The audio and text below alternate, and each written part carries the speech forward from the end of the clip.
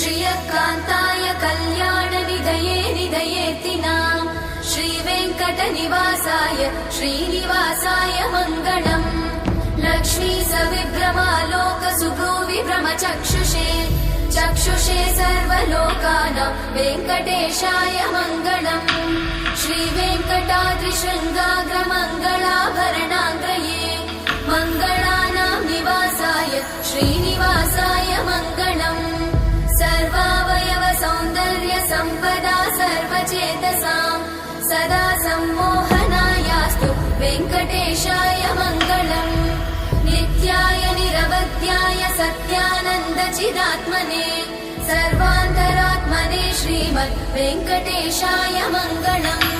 स्वतः सर्वविदे सर्वशक्तये सर्वशेषिने सुलभाय सुशीलाय वेङ्कटेशाय मङ्गलम्